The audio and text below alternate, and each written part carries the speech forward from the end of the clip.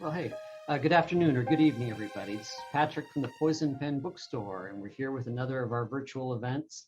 And it's always a treat to have our good friend Mike Lupica here with us. He's going to be talking about his brand new Sonny Randall novel and last Sonny Randall novel for a little while, called Robert B. Parker's Revenge Tour. And Mike has signed a batch of books for us. We don't have too many left, Barbara. I think they're, yeah, going fast. That's a good thing, right, Patrick? That's a great thing, yeah. But I'll go ahead and put a link in the comments field if you'd like to snag one of the few remaining ones. And if you have questions for Mike or Barbara, just go ahead and put them in there, and I will come back on screen towards the end of the hour. So Barbara, over to you.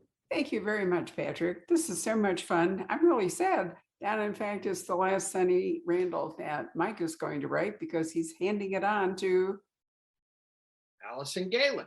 Allison Galen, who will no doubt do a great job. But the good news is that Mike is going to be writing not just Jesse Stone, but also Spencer.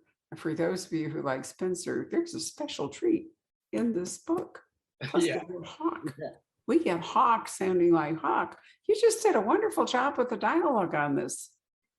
Barbara, these guys have been living inside my head since I picked up the Godwolf manuscript at an old Brentano's on Boylston Street when I was at Boston College. And Bob Parker's books have been read and reread.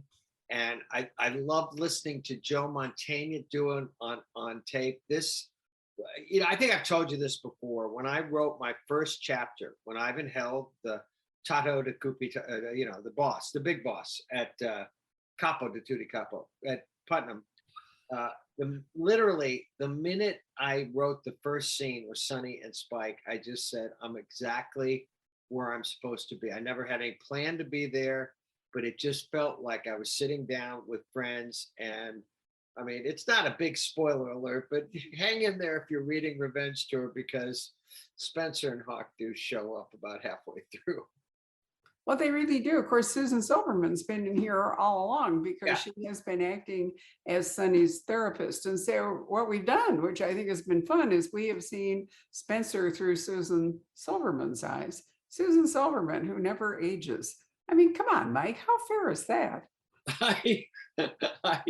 I just try to keep the car in the lane, Barbara. They're kind of fixed in time, and it's not like Rebus, it's not like Harry Bosch, which are two of my favorite characters on the planet, but they sort of stay. It's like that. What is it? It's not Dorian Gray, because nothing ever happened. They don't age. So it's, but no, I can't wait. I can't wait. I'm telling you, when Sonny, I'll just say it, Sonny shows up at Spencer's office and the three of them start talking. And I just said, oh my God, how much I have a great job. Well, he really does. And I mean, when Hawk goes after the redhead in the bar, I mean, it's just so classically fun. But anyway, the other thing that's really fun about this book, aside from the joy of collecting so many characters, is that Melanie Joan Hall returns. And this book really is kind of a literary thing, because the question is, has Melanie Joan Hall plagiarized, or has she stolen the concept of her breakout book, her amazing breakout book? And that's a whole through line throughout the story, where other things happen. But before we get to that, I marked a space here, because Mike and I, unlike Susan and Spencer and the rest of them, are getting older. And he has this one line in here that totally emphasizes what it's like to be aging. I laughed so hard when I read this. And it goes like this. You were too young when, well, I have to start earlier. Melanie Joan was asleep when I got back to River Street Place. My father was watching a Blue Bloods rerun in the living room. I think Tom Selleck is trying to look more like Theodore Roosevelt with that mustache and those little glasses, he said. You know, Roosevelt was the first police commissioner in New York, right? I do know that, I said, that being Sonny. And I liked Selleck much better when he was Magnum. You were too young when the old Magnum was on, Phil Randall said, in the early stages of an exhaustive search for his car keys. I'm telling you. I mean, if you knew how many times the staff at the Poison Pen has had to comb the bookstore for my car keys. And in fact, at one point, about 3 weeks ago, my car keys disappeared. None of us could find them. I mean, we're looking under the car, we're looking everywhere. My husband had to drive down with the spare set of keys to give them to me so I could take Ann Hillerman for dinner. And it turned out that they had fallen underneath a book in one of the mail tubs with which I carry all the ARCs, the advanced Yeah, reading sure. copies home, and none of us could find them. But so when I wrote, you just see Phil doing an exhaustive search for his car keys. And I thought, Mike really understands that. It's I so do. hard to keep track of your stuff when your short-term memory begins to fade. No, forget about that. Have you ever realized you didn't know where your phone was because you're speaking on it at the time? I've done that before too.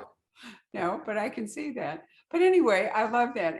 And Phil Randall, one of the other joys of this book is that Sonny's dad, Phil, who was like a great cop at the Boston PD, he has a kind of independent thing going on and he's under threat. So why'd you decide, let's start with Phil. Why did you decide, Mike, to give Phil a fairly large chunk of this book?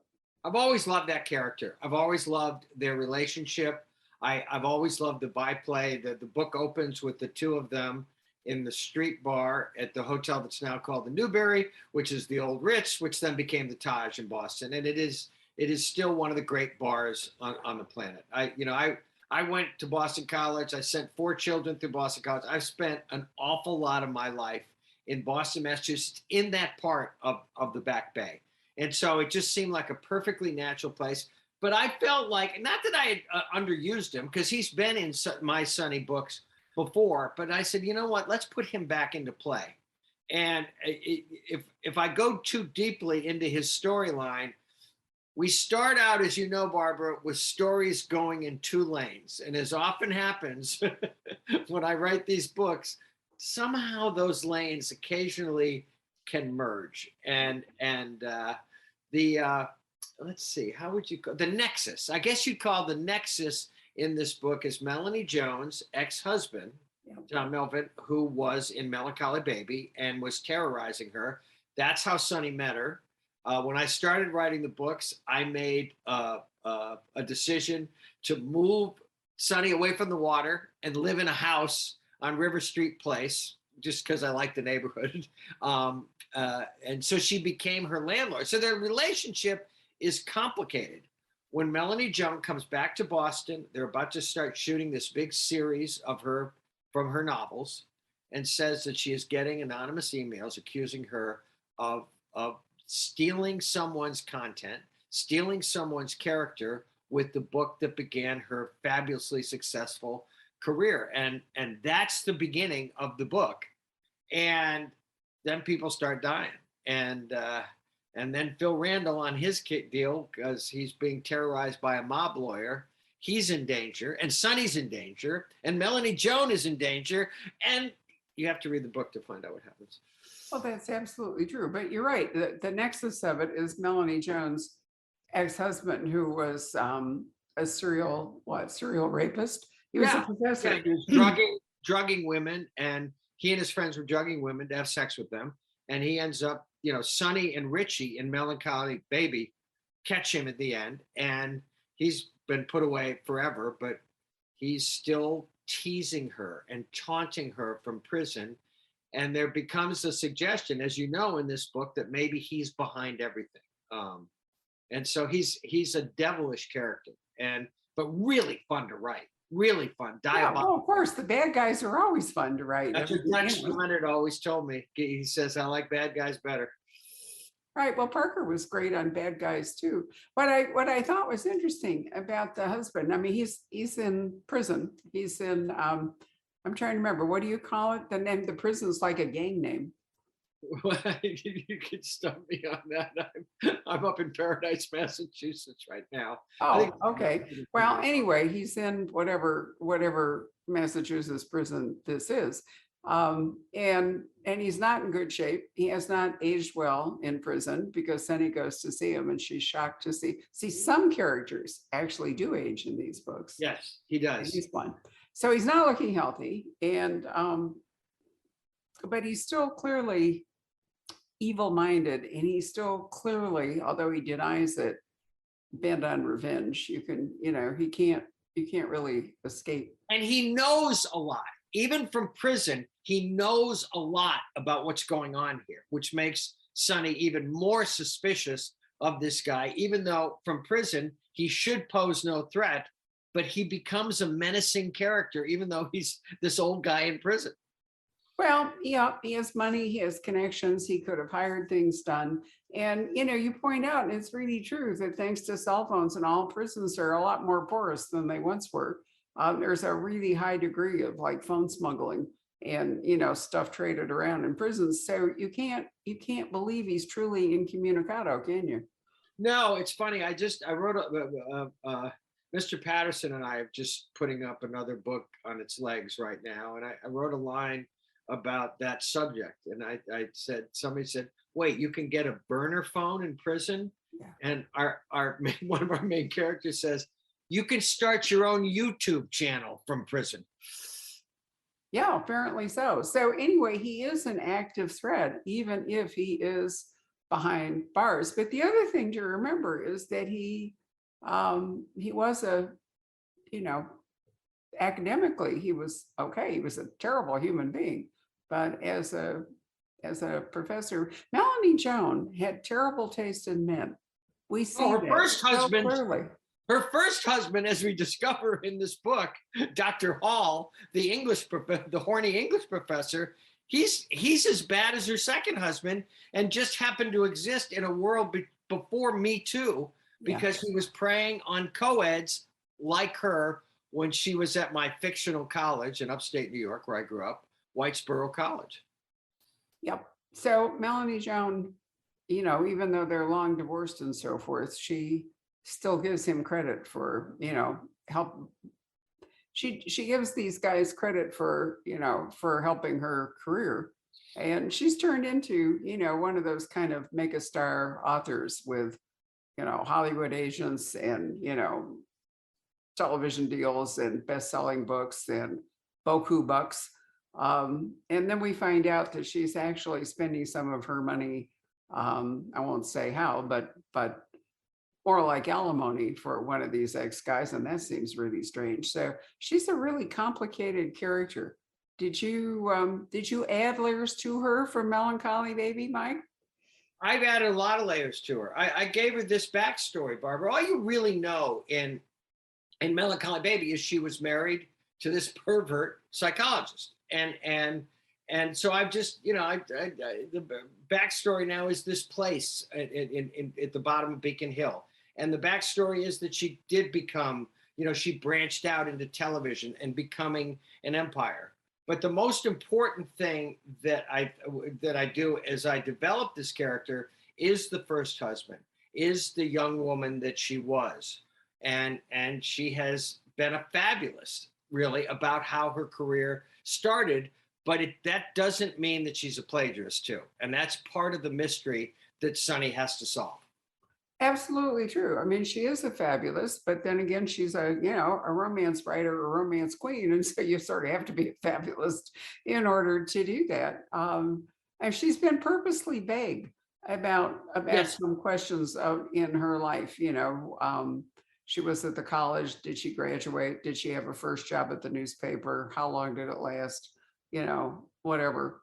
So we really end up doing a pretty deep dive into Melanie Joan's life as it goes on. So we also have Sonny balancing, as Parker lead characters always do, personal life, romantic life. So Richie and his son Richard, who's pretty cute. Richie's still in the picture, but Richie's father-in-law, we actually spent some time with, father, not father-in-law. We actually spent some time with Richie's father, who is, as you say, not just the head of the Irish mob, he is the Irish mob in Boston today, right? Yeah, Desmond Burke to me is a great character. The first Sonny Randall I wrote was, he was the centerpiece of the story, and a long lost young man that was or was not his son, and Blood Feud was about that. Okay, but Desmond is still going strong. He outlasted Whitey Bulger. He outlasted everybody. He coexists in a world with Tony Marcus. And yeah, and as you know, if you read the book, I introduce someone else, a young man, not young, not particularly young, for Sonny to be interested in. You And do. And I liked him. I mean, I think he's a oh, I he's a liked him really- too. Yeah. I yeah, Tom But you're Gorman. handing it on to Al. So Jesse has, you know how Rita Fiore, if you know the Spencers is Forever, was trying to seduce Spencer, right? Yeah. And never going anywhere. But right now in this book, and this is not giving anything away because it's right there at the beginning, she's been rewarded with Jesse. So Jesse Stone and Rita Fiore are an item. And Sonny misses Jesse some, but you know, possibly more because of it is as a partner in investigation than an actual bed partner. But anyway, so that's going on. And then there's Richie and young Richard, and that's going on. So you've now given her this new guy. Are you handing that off to Allison as a gift or what? I did not think of it that way. I told my fabulous editor, Danielle Dietrich, I said, listen, does Allison know, has she read the whole book? Because she has a relationship with this, a nascent relationship. They haven't really, done anything except meet up. Well, that's true. It could be, a drink in New York in the bar. It could be a one night stand. It could be, something ongoing. But I did think it was interesting that you decided to hand this guy over to Allison to do whatever she wants to with it. Yeah, I mean, Patrick and I were talking before I started tonight, just spitballing on some things I might do with Spencer. And, there's this unanswered question at the end of Ace's last one, whether Hawk might have a daughter. I don't think he does. And, I've dealt with Jesse's son in the Jesse Stone, but he's really a minor character. With Spencer, you're gonna get your old reliables. I'm gonna keep that particular car on the road because I love Bob's version of Spencer from the start until Six Kill. He's a perfect character. He's as great a character as he's.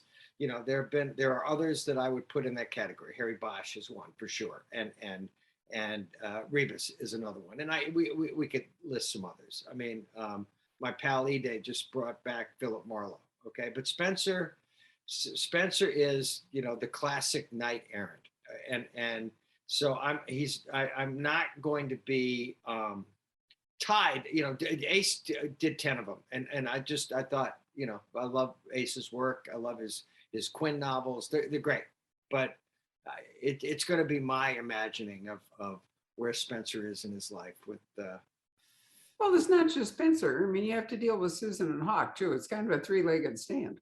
And Vinny, and one of the things that has been fun about doing Sonny and Jesse is people are so pleased when you do have a repertory company. That's right. Vinnie Morris is a great character to write. Tony Marcus is a great character, and he pops up in the Jesse that I just finished, and because they had a relationship in life. So it's that canvas, Barbara. It's such a fun canvas, and yeah, I mean, you could tell how much I love Spike. Spike is just one of the great characters that Bob ever imagined, and I think I've expanded that too, because I said,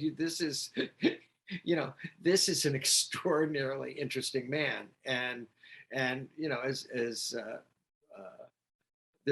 think there's a line in, I think it's in this book, or it might be in the new Jesse. I get them confused sometimes, where Sonny had referred to Spike as a gay superhero. It's in this book. And Jesse says, what kind of superhero am I? And she said, an inner-directed one. Well, he definitely is, but you also bring Lee, the gay Boston cop, into the. Yeah. And I thought, I mean, who knows? Spike has got a partner. Spike is, loves his restaurant, which Sonny saved from complete disaster. And so Hey, Spike yeah, is, very yep, much, yeah. it's doing really well. They spend some time there, but I thought that, who knows, maybe Spike and Lee can keep up, at Well, least be buddies. Sonny keeps thinking that Spike and Lee should be together, but they, as they point out to her, just because they're gay and attractive doesn't mean that they're the two Right. guys that she knows should become a couple. But one of the fun things in this book, as you know, is Lee and Phil Randall get thrown together in an odd couple situation for a while when Lee's kind of looking out for the old man, which is it lends itself to some funny stuff.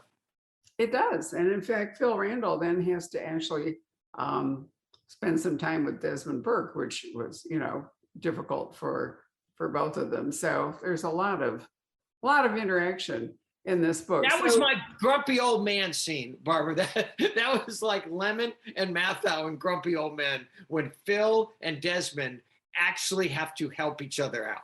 yep. No, it's very well done. I wasn't sure you were going to bring it off, but I mean, not that you couldn't write it, but that you would actually get them in the same room, but somehow or other, miraculously, it happens. Yeah. So I decided that only an author with your now vast experience would have fastened upon this plot.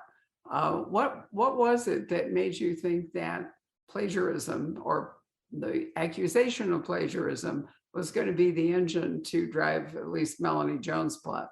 It's this, it's as Melanie Jones said, it's the Scarlet Letter. If you're accused of stealing someone's content, that is, as she says, it's the Me Too of literary pursuits. That once you get tagged with that, you never recover.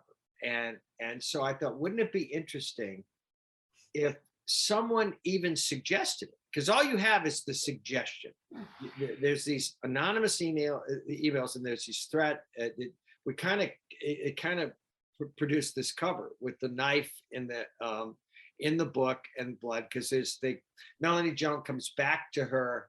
Yeah, she comes back to her room one night at the Newberry, and there is a knife snuck into her work, and so is revenge tour that I very rarely get to name my books. I always, my editors name them, or sometimes I do, but this one, Revenge Tour, was just for a book tour, and it seemed like a perfect way to describe what's going on, because there is something that happened when she was in college that really began the action. The action of this book really begins 40 years ago, and something happens in her life, intersected with someone, and it causes her, as you know, a world of grief. And it's, again, for Sonny to sort out, because Sonny has very complicated feelings for Melanie Joan Hall. She's very grateful that she gets to live in this fabulous home with Rosie the dog, and she does like her, but she doesn't always believe her. And she doesn't always know whether Melanie is telling her the truth, or, again, this fabulous version of how she thought her life brought her to this moment. And so Spike's got to watch her, and Sonny's got to take some trips to upstate New York and delve into what happened to her when she was in college. And her first husband is, in the early stage, not even the early stages of senility. And away we go. And we go from Boston to upstate New York to Western Massachusetts, and then back to Boston. But we do make that fun pit stop at Berkeley and Boylston, at an office for Spencer that Sonny says should be given landmark status. Melanie Joan, after all, makes her living making stuff up. And one of the things that she may be making up is her own self, not just her literary creations, but she herself may be, in fact, a creation, because, as you point out, she's a fabulist, which is a great word that we don't use all that often, but a fabulist really is going to be forever an unreliable narrator, going to be of their own life, as well as, creating lives and so forth. And of course, she's really rich. So by now, and that gives you a lot of leeway. It's one thing to be a fabulist you know, if nobody can see you or if you don't have any impact. But so she has an agent, she has an editor, publisher. I mean, teachers. All of these people are in play in the book. These are all people who, Some of them not for long. well, but they're there nonetheless. There's Right. a sort of cadre, that goes Yeah, around. A successful author like that. I mean, not that many writers really make it to the level that you give to Melanie Joan. Yeah, yeah. I think that's it's not the Harlequin romance series, but it's she's writing those bodice ripping books, but they've become very successful, and now she's spun it off to the granddaughter of her her original character, but somebody says she stole the character. She stole. Right. It's actually the character that, not so much the story, but the character that is in On which she built her empire. dispute. Yeah. I couldn't help but think of Barbara Cartland. There was a weird study not a weird study, but self awareness, I think, or maybe it's mental floss. Anyway, they often have these little funny quiz kind of a things. And one I read the other day, or with 10, who are the 10 most prolific authors of all time? Who are the authors whose works have been published the most? I almost fell over when I worked out who the first one was. I'll give you a guess. Was it? Is it my friend, Mr. Patterson? No, he's on the list, but he's not near the top. He's not. No. Well, I mean, I'm just gonna throw names out. I mean, is it Barbara Cartland? Is it Mary Higgins Well, Clark? Barbara Cartland Daniel is on the list. Unsurprisingly, Agatha Christie's on the list. Barbara Cartland's on the list. Daniel James Steele? Patterson's on the list. The actual number one most published author of all time is Mao Zedong. Really? Yep, Mao's, little red book and all the rest of it. I mean, it adds up to billions. Agatha Christie is number 2, but Barbara Cartland is right in there. And it made me think about Melanie Joan Hall, because Barbara Cartland was in some ways quite a lot like her, and wrote just a phenomenal amount of mostly romance. And I mean, I think she said at one point, she might have written like 40 in 1 year or something. I mean, some amazing total. And I've always remembered her because somebody did an interview with her, and she became in late life quite a large lady. And somebody asked her something about, how she'd elected to age. And she said, you have 2 choices, she said, as you age. One is the body, one is the face. She said, have selected the face. And so she had, she clearly, was a master at makeup and hairstyle and surgery, but, her body had largely gone to pot, as you could plainly see in any photographs. So I've always liked that. She said, has selected the My face. friend, the late Paul Hornig, who was a pal of mine used to show up in New York City a lot when his playing days were over. He finally quit smoking, but when he quit, he had put on a few pounds, and we hadn't seen him since then. And he said, boys, I've just decided to live a longer but more obese life. And he did. Good for him. Excellent. Anyway, Barbara Cartland, I thought to some degree Melanie Joan would be like her. And, it's amazing how much money, if you're that prolific, it's amazing how much money you can accumulate by publishing that frequently, even, if no one book is necessarily a barn burner, if you have a whole collection of them with royalties from earlier books. I mean, if you are a successful author, the earlier books you have written can provide you, it's like residuals and commercials for television when that was a big thing. It can provide you with a real income stream, aside from whatever you might happen to make with your new work. So, well, what's interesting is when Melanie Jones starts getting these emails, they talk about wanting money, but nobody ever asks for money. This is someone who believes they were wronged, and yeah, No, they want to expose her. That's why you call it revenge tour. And Yeah. I think for anybody who will read this book, I think it's a pretty surprising conclusion. I think it's a pretty surprising ending that It's a nifty book. And it's a lot of fun if you like books about books. You know, there's a whole bookish thing going on, and why you wouldn't necessarily, but that's not true. If you go all the way back to the Godwolf manuscript, let's be real. You know, there was a bookish. I mean, Parker himself was a PhD in English, wasn't it? Isn't a that? very literary man, Yeah. a very well-read and literary man, and it it's Spencer with an S, like the poet. I mean, it's Yeah. he from that moment on, he revealed himself that this wasn't just your your normal private gumshoe. This was someone who was different. This is someone who was well read. This is someone who could quote poetry, and then beat the crap out of you in the next moment. Yeah, well, you can even tell looking at him. There's I'm trying to think of his name, a guy that wrote a book with Tess Gerritsen recently, lives in Maine. And he went to college with Bob, and he sent me several photos of Bob. And one of them is the two of them are jogging, back when they were in college. And, Bob's a big guy, right? And there he is, and he's short. Oh, thank you, Patrick. Gary Brever, or Gary Braber, whichever way he pronounces it, sent me several photos of Bob when he was young in college and all. And you could sort of imagine him working out at Henry Simoli's gym, because he's in the shorts and the shirt and he's going along.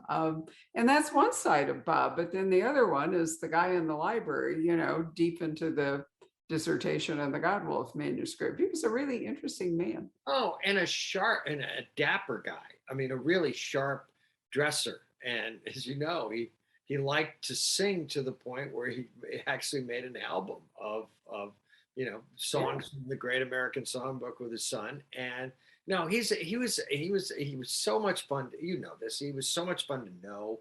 He was so much fun to be around. I think I've told you before. We would end up in the same city on a book tour once in a while, and it would just be a joy of my life to sit and have dinner with him and just listen to him tell stories. I was at the famous house that he and Joan shared in Cambridge. I was doing some pieces for public broadcasting back in the day, and I did a piece on the Yankees and the Red Sox, and he was just fabulous. It was just fabulous. And even now, when I go into my laptop, and I haven't erased any of his emails, they're almost all about baseball. I know. I have some too. We used to drink, at the Biltmore when he would come out here. We used to go over, I would meet him at the Biltmore, and we would talk about the pain of being, this was quite a while back, the pain of being both a Red Sox and a Cubs fan. And I used to tease him and say, will either of us ever live long enough to see either of our teams win a pennant? And I've always been glad that Bob lived long enough to see the Red Sox. And I actually have managed to see the Cubs win one. So there we are. But yeah, a lot of it was baseball. A lot of it was Joan. A lot of it, he talked about Joan and her cancer surgery. She didn't have reconstructive surgery after she had her cancer surgery. And, and he was really proud of his boys. And so, and we used to email a lot. And in fact, I knew when the email stopped, and that was also true of Ed McBain, because we used to email a lot. And after several days went by, I remember saying to my husband, because Ed had, throat cancer, I think it was, anyway, whatever, form of cancer. And I said to Rob, he's gone. And Rob said, how do you know? Because and I said, because he stopped emailing. And, with Bob, you could kind of tell that surgery that was so disastrous. He never really got over it, did he? No, he didn't. And even then, the day that we all started to hear that he had passed away, I've used this analogy before, and if you're in our world, this analogy is appropriate. I felt like Wilt Chamberlain had died. Nobody ever thought Wilt Chamberlain could die. He was like Superman. And when we heard that he had died that day, and then when we found out he had died at his desk, that Joan had gone out and came back and found him. And it was, people always say, well, it's not a bad way to go. Well, I probably didn't think so, but it was it was, to use an old Pete Hamill line, it was like 100 guys had suddenly left the room. That's the way I felt when I found out that Bob Parker had died. Well, And that's why it's such an honor. I mean, for me to be in this world at this stage of my life, after having been a fan from, for all of my adult life and or what passes for my adult life, but for me to have found my way to getting to write his characters and having this one brief period where, it was right. I'll be writing two, but I feel like I was writing all three at once. And I told the boss, Ivan Held, if you could arrange for there to be 15 months in a year, I would have kept writing them all. Well, you do manage to get all three of the major characters into this book, even if Jesse's not physically present. So it is fun. We've got Sonny, we've got Jesse, we've got Spencer, Susan, Hawk, Richie, Rita Fiore sort of by mention, and also it's a real love fest. And Sonny may, Barbara, it may turn out that Sonny may have wandered into Fallout, which is the new Jesse. I won't be at all surprised if we see sort of more of this. And, I don't know that, I think Bob would really have liked that. I mean, I've never been entirely sure, to be honest, why he kept the names separate, but he brought in the other characters in the ensemble did wander into the other books, Yeah, he did. He's the one who put Jesse and Sonny together. And I could tell in his last Jesse that he had become that's the way they were going. And that's why, I didn't feel like I was taking some great leap by making them a couple again. I mean, you remember, I forget which book it was where they're misbehaving in a dressing room at an elegant clothing store in Los Angeles. So I feel that I've carried on in that spirit. And I feel like I'm honoring all the characters and not just the main characters. Well, Parker made us, to some degree, he would eventually Spencer and Susan firmly stick together, but he liked writing characters that had difficult relationships. I mean, Jesse needed to get rid of Jen, and Sonny and Richie have been on and off again, and he kind of liked that. And I don't know, do you think part of that was because he had put Spencer and Susan together so solidly after their 3-book split that that he felt like he had to maintain that push me, pull you thing with Jesse and Sonny to sort of make up for the Spencer Susan thing? Yeah, and I think it was just fun. I think it was just a fun way to write those two characters. And for them to not be sure where they stood with each other. Right. Jesse says even now in the book that I just finished, he still loves Sonny, and he said what we had didn't end badly; it just ended, and so they're kind of still on good terms, and so it's. Well, yeah, it wasn't an ugly breakup. I agree with you. See, I've always really liked Richie. I've never been entirely sure why Sonny, can't manage to figure things out with Richie. But so I didn't think, Jesse's never really found the right woman so far. In fact, well, there was one, and didn't she die or something? I'm trying to remember. There was one I really liked. Abby the lawyer. He was in love with Abby the lawyer, and then she was murdered by the serial killer couple. And no, I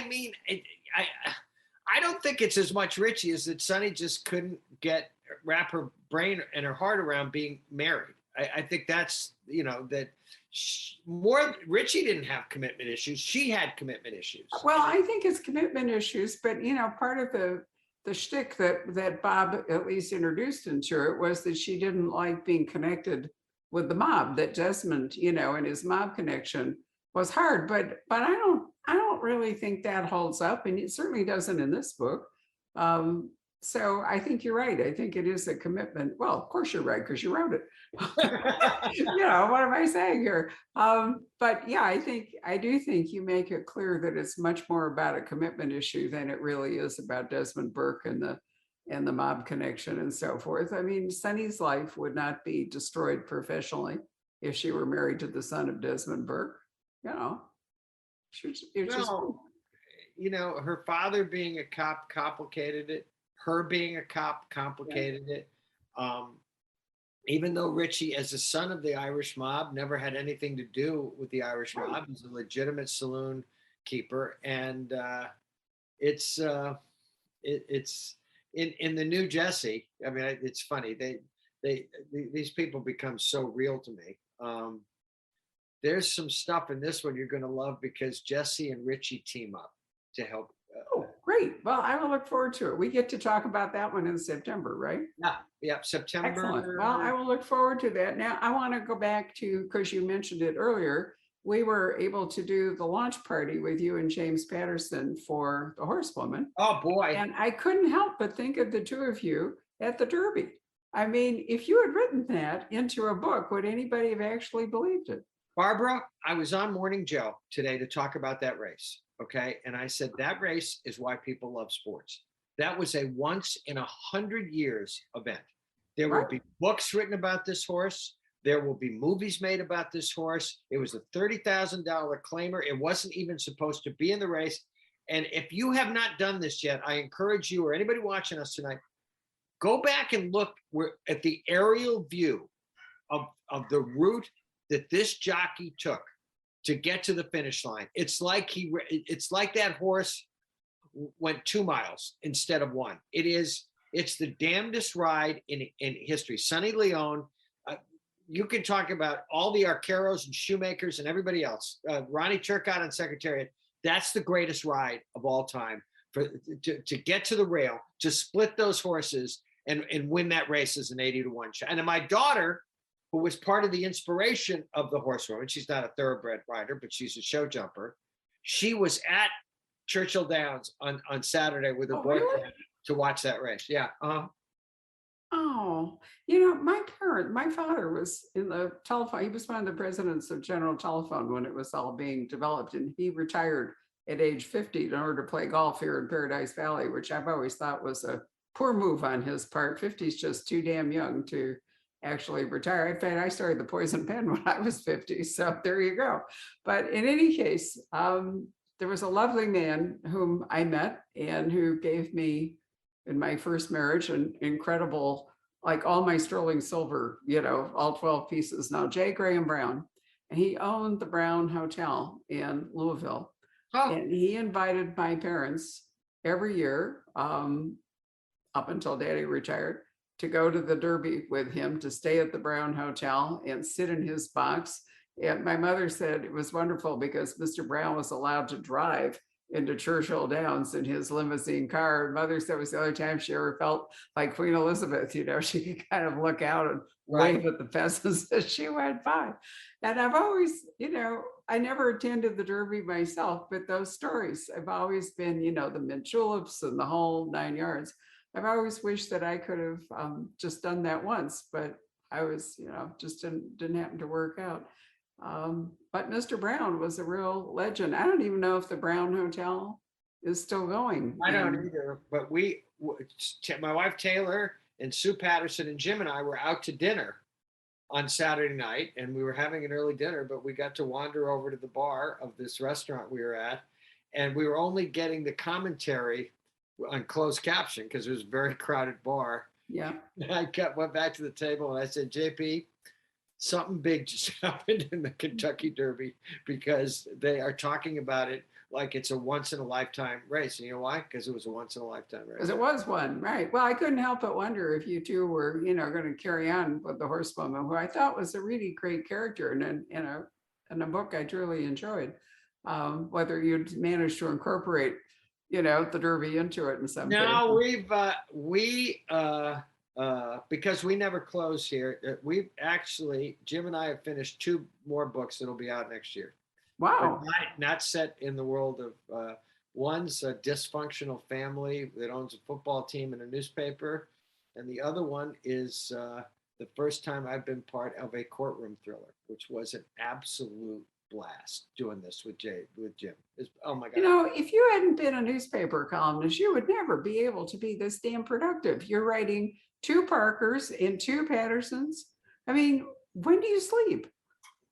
Here's the thing. I've told you this before. I have no other skills. So, or life, apparently. No, I get up in the morning and I write all morning, and if I, Bob used to write a certain amount of pages every day. And if at 11 o'clock I hit the number, and I feel like I'm going good and I can pick up my story tomorrow, it doesn't feel like work. It's just a blast. And I said this on television the other day. Can you imagine being lucky enough to write books with James Patterson at a time when you're also carrying on characters created by Robert Parker? No, if you'd actually put it into a book, nobody would believe it. I would like to point out too, that Bob's books, as we all know, thinned down towards the end, but this is a full-fledged, how many pages is it? 316 pages without massive type size and so forth. So you're writing full-bodied books. I write about 70,000 words, 75,000 words. But again, there's just always a point where I'll be writing along and I'll say, you know what? It's time to wrap this up now. And that's a very liberating thought that you can now, tie up all these loose ends and all the, people laugh at me when I say this, but I've never considered myself a great plotter. And then people read these books and they say, what are you talking about? It just, I kind of wander through the forest and somehow it all comes together in the end. But it's a process that I just kind of go with it.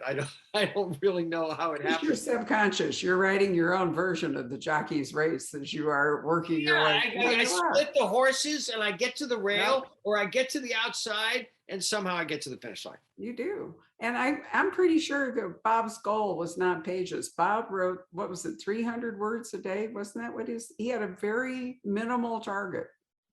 Yeah, I think it might have been more than that. I think it was about 1,500 words, which, by the way, 1,500 for me is a little more than a column. Okay. And so that does not feel like I'm pushing myself. I write in the same sort of burst that I still write a newspaper column.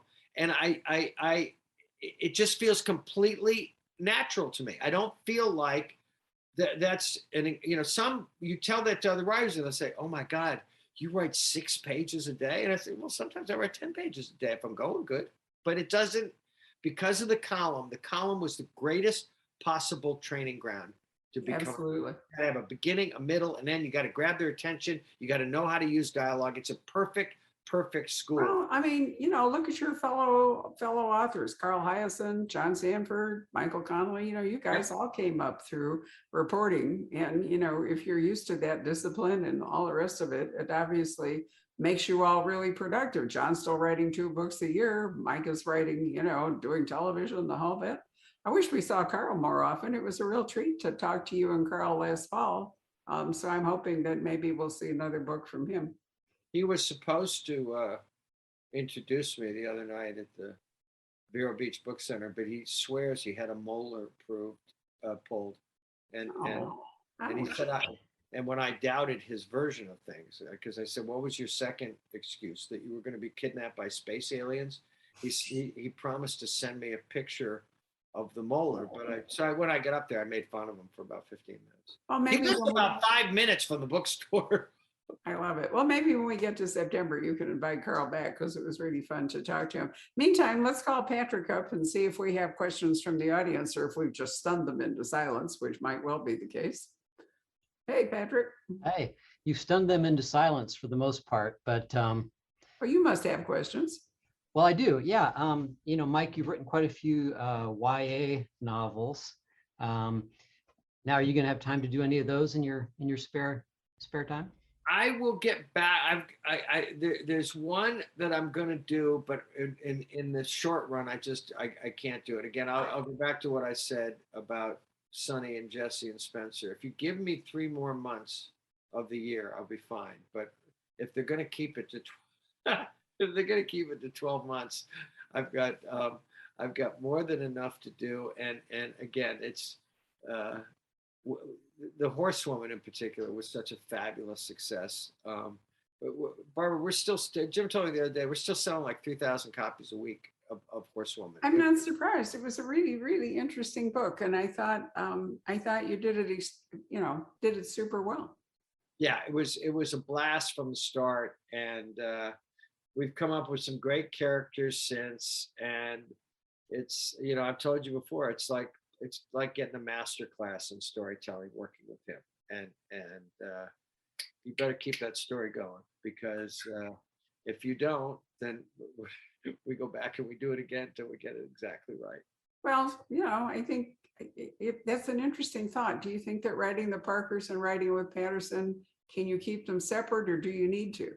No, I can keep them separate. I have my wife has always told me I have a great ability to compartmentalize. And once I finished, it just worked out perfectly. I finished Jesse, and I'm raring to go. The summer will be the new Patterson Lupica collaboration, and we've got a great idea. He has taught me the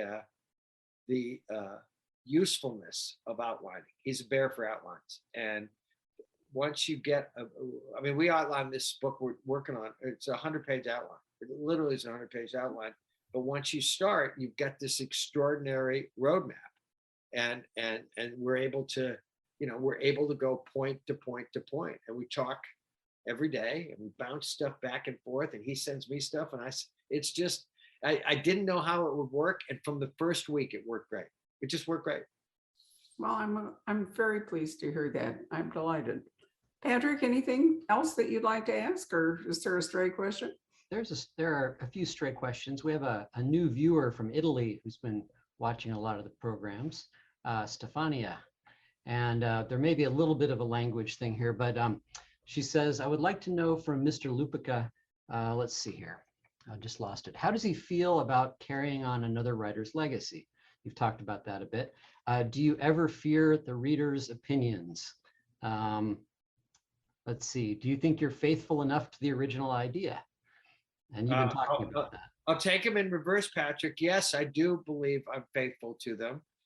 Yeah, I respect readers' opinions. If you don't, you're crazy. But ultimately, I always go back to the wisdom of Mr. Parker and Mr. Elmore Leonard, who is my dear friend and one of my writing heroes. Ultimately, you have to write to please yourself. If you don't please yourself, then you're in the wrong game. And hopefully, if you like what you're doing, the reader will like what you. And I was saying that before we started tonight, from the first book, the reception, I've now written 4 Sonnies, 2 Jessies. I just finished the 3rd Jessie. The reaction is always the same from the readers and from the critics. They just feel like that the torch got passed to me, and they're happy with what I've done with these characters. Don't you feel like some of these characters they're almost like archetypes in a way? These even though Parker created this character, he, of course, when he was created, Spencer was drawing upon, classical archetypes, the knight errant. Yeah. In some ways, these characters are in our, subconscious, living and breathing somewhere. And remember, hey, Patrick, Bob wrote 2 Philip Marlowe novels. That's right. He signed off on this being okay. That's right. Let's see here. Another question. Let's see. Does the relationship of the writer with his characters change if they are part of a series instead of one book? I would think they would have to. Your investment. Yeah, you want to keep the characters fresh, but I've told you this before. The first scene, the practice chapter I wrote for Sonny turned out to be the first chapter of Blood Feud, almost word for word. And the book begins with Sonny and Spike having a conversation, and she says, "Do you think I'm getting older?" And he says, "This is some kind of trap." And she said, "No, the UPS kid mammed me the other day." And Spike said, "I assume you shot him." And I again, from that moment on, I knew I was okay. I knew that these voices that I've been hearing for my whole adult life, without copying him, I got the spirit and the sound right. I believe I have.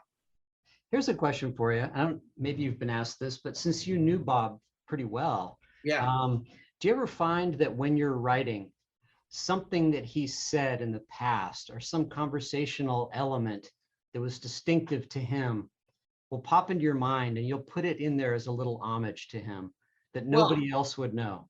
I have never used this line in a book, but he had a lot of funny lines.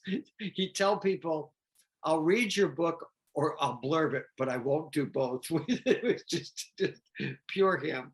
And I think I told you this story before, and I've used variations of this when we were supposed to have dinner when we were both on a book tour. And he said, make it for 8:15. He called me Mikey. He said, Mikey, make it for 8:15. And I said, Bob, your signing doesn't end until 8. Are you sure you'll make it back in time? And he said, at 8 o'clock, if I'm writing Robert and I haven't gotten to Parker yet, I'm out of there. Well, I remember- actually, he did, it was just like a double loop. I remember was- Barbara at one of his events at the old store, that the paperback edition of Don Winslow's Cool Breeze on the Underground had come out. Big blurb on the front by Robert B. Parker. And I mentioned it to him. I go, yeah, this is a great book. He's all, never heard of the guy. Yeah. Well, actually, my favorite was when he actually signed a book he was signing books that we had an Andrew Vox book and a Bob Parker book put together, and Bob signed both of them before we could stop him. It was so funny. And then, we decided we would, it would be valuable by association. And Right. how did we do that, Patrick? It was I don't sort of like, remember. I'll leave you with this, because I say the same thing about Bob that I said about Dutch Leonard, and it is this: the only thing better than reading them was knowing. that's a lovely line to end on, Mike. Thank you so much for spending time with us again this evening. I look forward to our conversations, which happily are multiplying every year. So we'll see Mike in September with Jesse Stone, and we may see him with JP once again. When is that book coming out? It comes out, I think, September. The Jesse Stone, September 7th, I think. And you know what, Barbara? Maybe we're traveling again by then. Wouldn't that be great? It will be, but we're going to have to talk because I'm going to BoucherCon in Minnesota on September 7th. So we're going to have to work out something. Anyway, thank you very much. Thank you all for joining us. Remember, we do still have a few copies autographed by Mike of the final Sonny Randall, maybe, by Mike Lupica, called Robert B. Parker's Revenge Tour. It's a really terrific book. Barbara, And thank you. honestly, Patrick, it's great talking to you. You too. bye. Bye-bye. Thanks, everybody. Hello. We hope you're enjoying our programs and podcasts with authors. We'd like to expand them, and your help would be appreciated. Please make a donation at poisonedpenfoundation.org. 100% of the proceeds will go to help connect authors with readers in this difficult time. Thank you.